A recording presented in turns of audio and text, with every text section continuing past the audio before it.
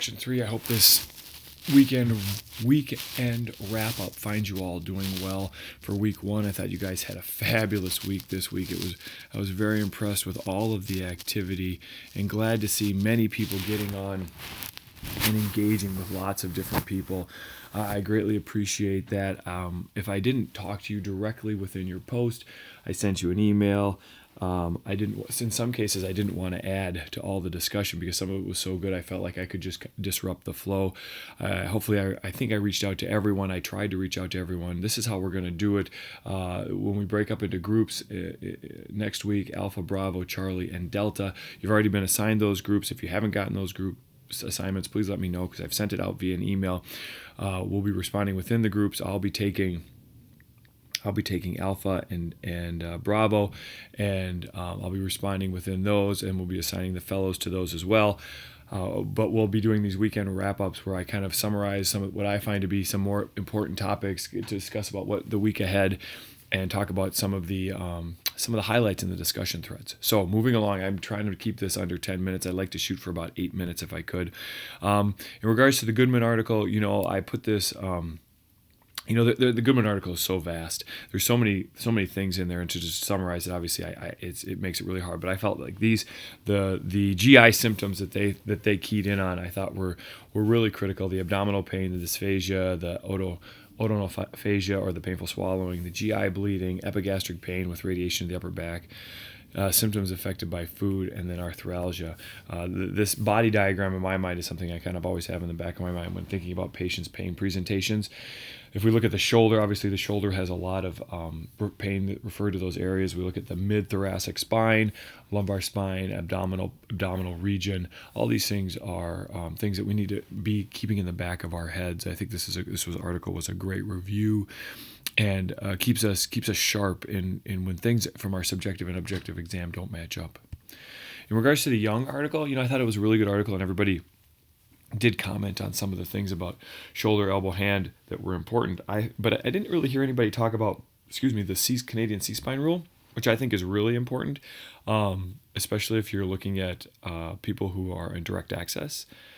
So I wanted to throw that up there because if you're seeing a direct access patient, they come in, they perhaps have maybe seen you in the past, then they get in a car accident, they're like, oh, I know that great PT so-and-so, I'm going to go see them.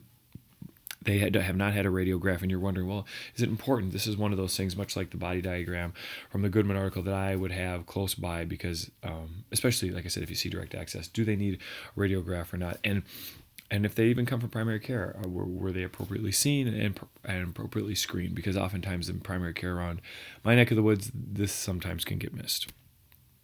The presentation, so the Cleveland presentation, I thought was really good and could go, I think, under the radar. And I wanted to really bring out the factors for elbow pain that I thought were really important in the article that he cited. With the high job demand, poor family support, low social support, stress, unsatisfactory leisure time, these are huge psychosocial issues related to elbow pain, and none of those things were directly related to like repetitive use or high load in relationships to tendon load and those kinds of things. So I think it's really important that we keep those in the back of our mind, and how much psychosocial support plays into this. And for those dealing with persistent pain, I think you got to look at those factors as well. In regards to shoulder pain, when that article he talked about only low back pain was a concomitant low back pain. If you had low back pain, was at a higher risk. So those weren't as high for psychosocial issues. But then if you look at all the referred pain into that Goodman cited, all the referred pain back into shoulder, I do think that we need to be attentive to the shoulder and make sure that we can attribute a mechanical dysfunction to that. I had a woman just the other day who was an avid knitter. She complained of SCJ pain, sternoclavicular joint pain, and she was talking about how whenever she would reach with her arm or dry off her legs with a towel, she would get pain. And I was somewhat dubious of that and thinking, well, is this really musculoskeletal pain? Although it was directly mechanical. And then when she told me about her knitting and she got into her knitting position, it all kind of made sense to me. But man, when you start getting in kind of those atypical spots, you do start to wonder. Okay, so in the brochure article, her conclusions I thought were worth mentioning again. You know that shoulder pain or dysfunction can look like a neuromuscular or musculoskeletal problem and still have visceral or systemic causes. We should be very vigilant in our screening, and everybody seemed to be very much on board with that. Clinicians should approach the medical screen with identification of viscera that may contribute or cause shoulder pain. You know, by providing you this week's opportunity, this again keeps in the back of your mind what you should be looking for.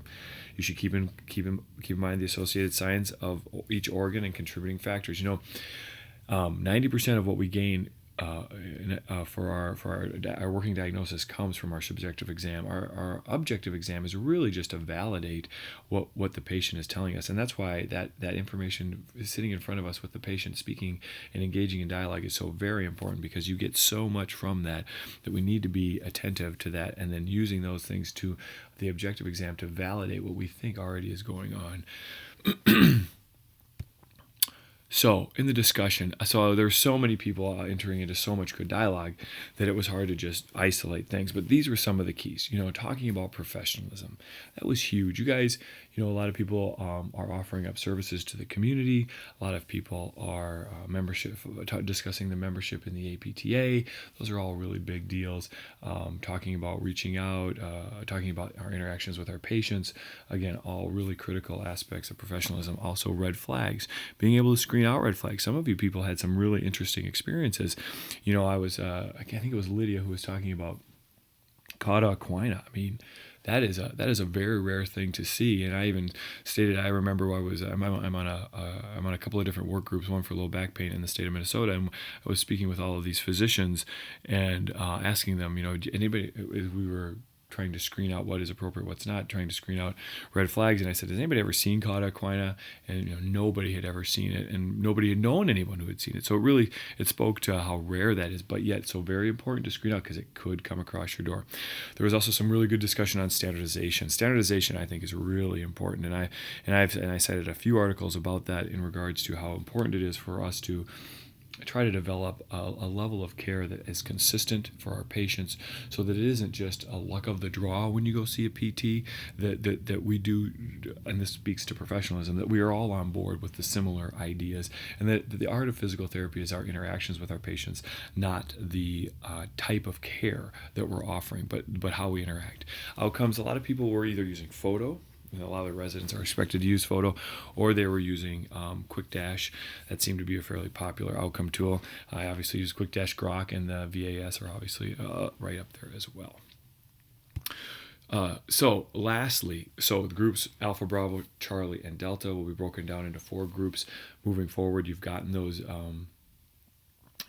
assignments. We have the group project, the CAP project, coming up in week 2, where you're going to review 2 others. We're going to be starting to talk. Each group will have a particular assigned article to read. You will post your CAT and 2 other. Your job would be to review 2 others in your group. The topics will be subacromial impingement syndrome. That's what we'll be talking about next week, the special tests that go along with that. I want to remind you about Dropbox. Some of you seem like you have a pretty good handle on where to post your articles, but just in case you don't, if you haven't seen this, I'm going to bring this over. Here is Dropbox for section 3. Now, I put this week 1 up here because we weren't in groups, so that people could post their articles. If you don't have access to this, or you are unfamiliar with this, what you need to do is you would put your article in here. You would label it the author, the date it was introduced into the wild, so to speak, or out into literature it was published, and then the title. Then this is how I would do it. Then I would share it by taking the article, copying it, and then posting it into my Moodle section in my link that I was trying to site. So this is where all the articles get stored. You can see that Patty has stored articles here. Kevin he's got a folder here, and this is where you would put your articles to source back to. And I really encourage you people to use articles to help bolster their original post. So from that, I apologize to having to switch back and forth here. I'm going to go back to, there we go, my group. And then finally, case studies.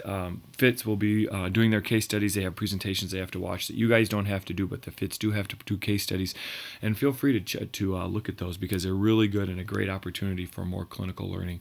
We have some great FITs working with us, Adriana, Kevin, and Eric,